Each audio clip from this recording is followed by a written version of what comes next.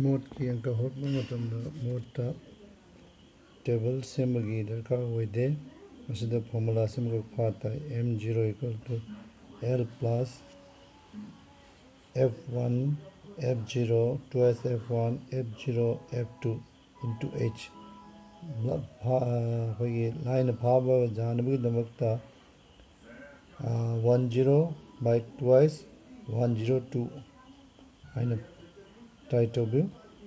मसी मरी लेनब question Singh the formula से फार मतुंग दा अखोगी मैथमेटिक्स की क्वेश्चन बैंक ता क्वेश्चन नंबर 12 ता क्वेश्चन नंबर 12 दा जेंगसी मोड पुथोपगी कोई अंक ने मसीदा रिसे अखोइना मोड पुथोपदा फाइदगी दरकार होइसे f1 f0 f2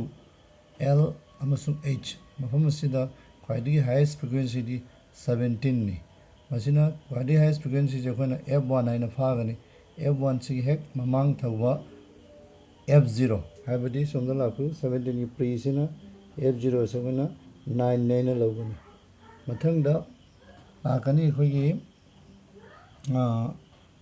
f0 f1 पुथोंग दुंग f2 सिना हजिक f1 हेक थंगनाबा मखा थंग मसिंग 12 से लौगनी अमसुंग l लोअर लिमिट सिना अखोइगी हाईएस्ट फ्रीक्वेंसी की लोअर लिमिट l हाइबदी मफम मसिदा 12 होइगनी हाइट ना हजिक 16 अपर लिमिट तगी लोअर लिमिट खाइदोगनी 16 minus 12 equal to 4 or 20 minus 16 equal to 4 असुमना f0 9 f1 17 f2 12 l so 12 h na 4 असिदा ममांगी फॉर्मूला दु पालगा मोड पुथोको यागनी मदन क्वेश्चन नंबर 14 नमु कोइना मसीदाना हाईएस्ट फ्रीक्वेंसी कोइना 33 फंगी मसी f1 एना लौगनी 33 की मथक थंगबा मसिंग 32 फ्रीक्वेंसी 32 असिना मसिन f0 ना लौगनी अमसुंग 8 33 हेक मखा थंग मसे 8 सिना कोइना f2 ना लौगनी अमसुंग होजे हाईएस्ट फ्रीक्वेंसी की लोअर लिमिट 140 नि मसिन l नि अमसुंग हाइट ना रेंज ने क्या होगने है 140 minus 130 or 150 minus 140 10 होगी सुमाइना टेबल से सिंदो को जाए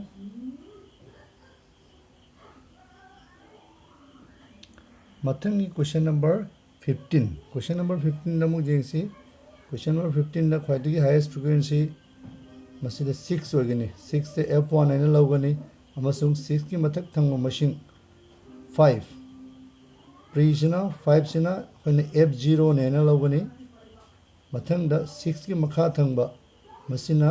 f2 ने लौगनी f2 5 अमसुंग हाईएस्ट फ्रीक्वेंसी की लोअर लिमिट मफम मसिदा हाईएस्ट फ्रीक्वेंसी 6 अमसुंग लोअर लिमिट ना 150 होगनी अमसुंग होजी h ने मसिदा 200 minus 150 50 फंगनी असुमना सुमदा टेबल असी f05 f16 f25 l equal to 150 h ने 50 होगी अमसुंग ममांगी मोड की फॉर्मूला दु पालगा हरिबा अंक सिंग सिगी रिजल्ट पुथोको मंगनी